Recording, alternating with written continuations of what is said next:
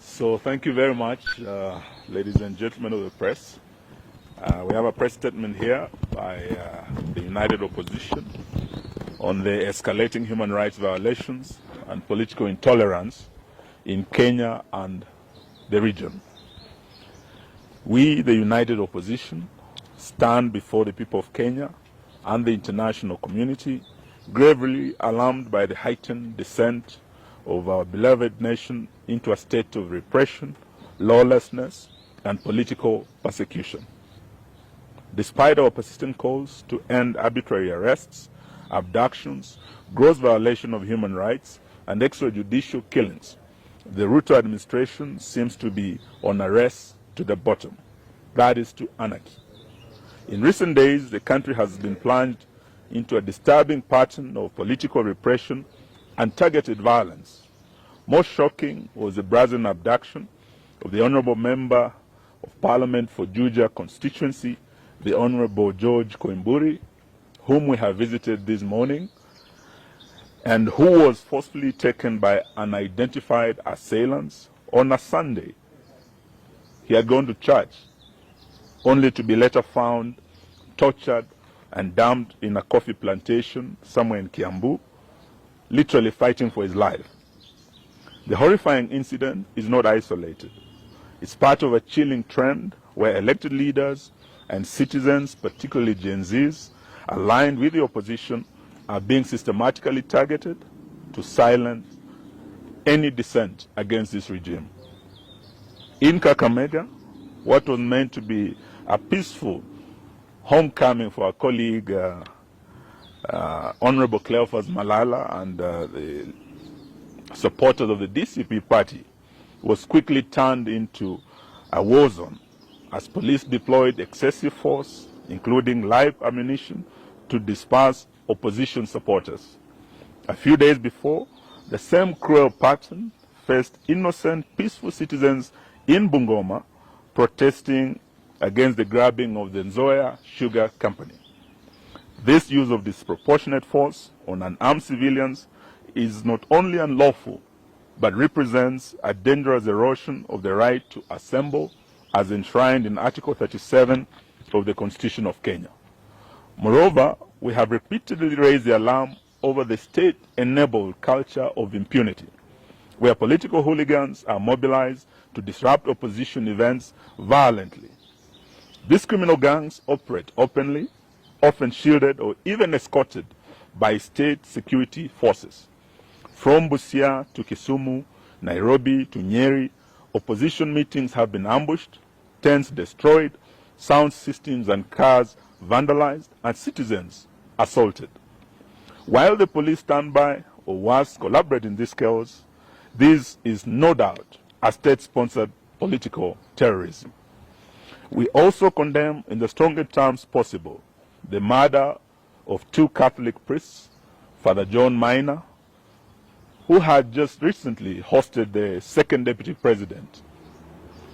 We also condemn the death and murder of Father Alois Cheruiyot Bet, who had also been paid a visit by DCI officers, only to be murdered shortly thereafter.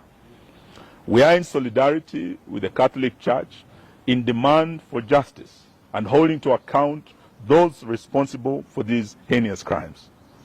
These violations are not only gross violation of the Kenyan Constitution, but also a violation of the African Charter on Human and People's Rights and other international rights statutes, including the Universal Declaration of Human Rights 1948, to which Kenya is a signatory, the International Convention on Civil and Political Rights, ratified by Kenya as far back as 1972, the African Charter on Human and People's Rights, which enshrines the right to liberty, assembly, and freedom of expression.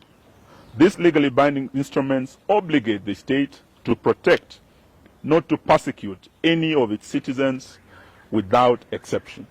We are deeply disturbed by the growing role of private sector enablers in this crackdown. We call out telecommunication companies, in particular Safaricom, which may have turned a blind eye, or worse, actively collaborated with the regime in surveilling, tracing, aiding, and abducting of these citizens. We demand that they publicly account for the data they provide to security agencies and affirm their commitment to protecting the rights and privacy of their customers. We equally put on notice all political and business elites, those who fund the goon squads, those who lobby for the maintenance of tyranny, and those in the diplomatic community who remain silent as Kenya burns. History will remember your complicity. To the Kenyan people, we say, do not be silenced. The repression we face today is not just about politics. It's about the very soul of our nation. When voices are muted through fear, when leaders are abducted in broad daylight, and when bullets are fired at peaceful gatherings, the silence of one becomes the silence of all. We urge every citizen, civil society groups, religious leaders, and international allies to stand in solidarity with us in demanding, one, an immediate cessation of politically motivated violence and abductions, enforced disappearances, and extrajudicial killings. Two, accountability for the telecoms and private actors enabling illegal surveillance, tracking, and data breaches. Three, an end to state-backed disruption of peaceful political assemblies. Four, the protection of constitutional rights, including the freedom of assembly, association, expression, and political participation. We would like to remind Mr. Ruto that he is not immune from prosecution for crimes against humanity, which includes abductions, torture, enforced disappearances, murders, gender-based violence, and other crimes. This is not a partisan issue. It's a matter of national concern and international concern as well. In fact, we want to declare it a national emergency. We will not relent until justice and the rule of law is restored and every Kenyan can live and speak without fear in this country. That's the end of our statement. Thank you very much. Any questions? I think it's very clear. It's a very clear statement. In fact, if you just carry it as it is, none of us here, because it's what we have discussed this morning, and those of us who have mothers just been here, Rigi G sent his apology. In fact, he was also here last night, and all the other friends are in solidarity with this statement. So I really think we shouldn't add anything unless it's something, a question. Oh, great. Tumemwona, sauti imeanza kurudi pole pole. And his wife is beside him, and we thank Karen Hospital for taking excellent care of him.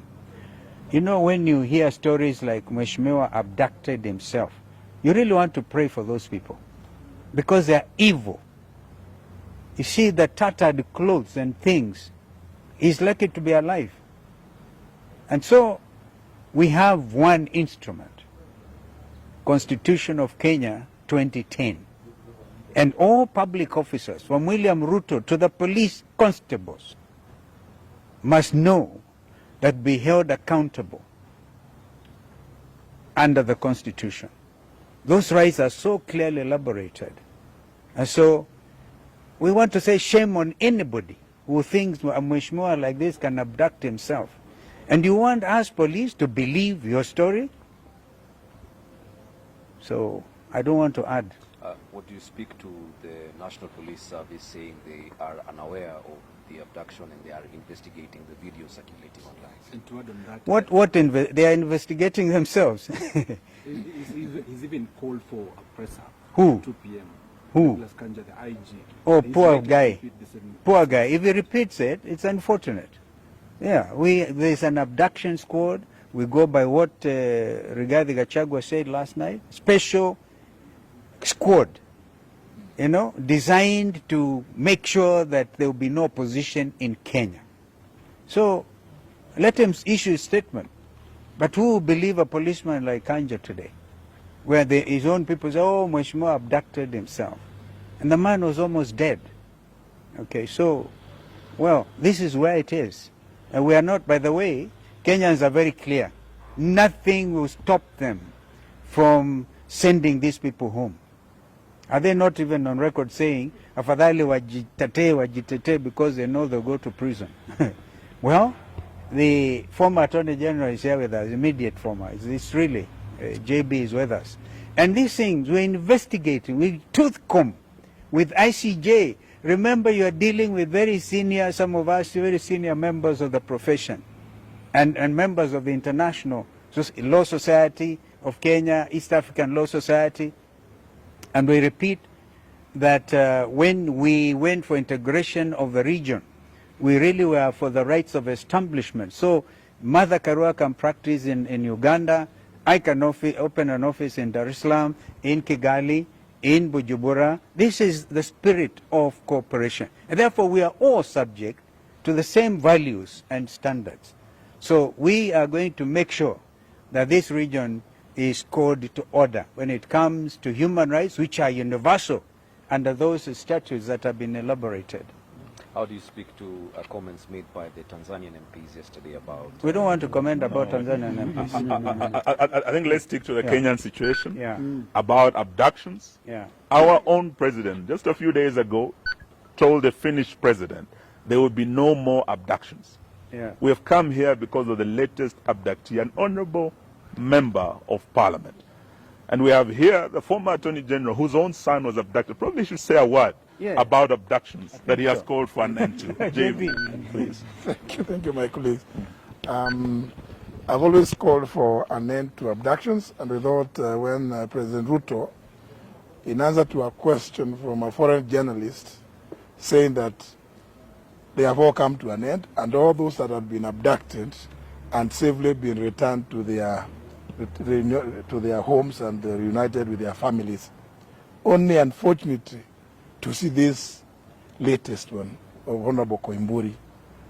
And just to answer a simple question, on Friday last week, the police who are looking for Honorable Koimburi did not get him.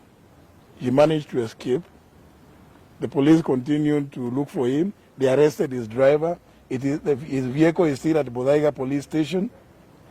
That was Friday. And then on Sunday, he said Trokes has to know the people that were hunting for Koimburi on Friday are the same ones who are looking for him on Sunday. It's a simple thing. So, IG Kaja, please, you can tell that story to the bands, not to Kenyans. It doesn't make sense. Abductions and all forms of extrajudicial processes must come to an end in this country. Thank you. Thank you, ma'am. What is the silence? We are not getting anything from Parliament, the current speaker. Current Parliament. It was. I'm told they are resuming their sitting today. That is the National Assembly. So let me not say beyond that, but Kenyans are watching very carefully what Parliament is doing. And just to ask you a question. When the Attorney General has spoken, are you still keen on listening to Kanja? It's a waste of time. The speaker is Yeah, I just wanted, yeah. Yeah, we want to hear what they're going to say. They are resuming today. So Let's hear what they're going to say. Naturally, we will expect that the National Assembly sitting this afternoon. We'll move a motion of adjournment. Yes, we'll move a motion of adjournment to discuss, because it's a serious case of insecurity. It's just the other day that another member was shot and killed. Now again, yesterday or Sunday, another one is kidnapped, abducted, left for the dead. Surely, we expect no less than the House adjourning to discuss the matter of rising insecurity. Some of them, by the way, here, the Honorable Mule, and who else is there? Mawade is here. Understanding order number 20, move a motion of adjournment to discuss an urgent matter of national importance. So we expect that. And I think all members now, we give you instructions to do so. And let us see how many others, remainder of what was state captured, hear what they are going to say. They are going to defend this gangsterism by the state. Asanteni. Thank you.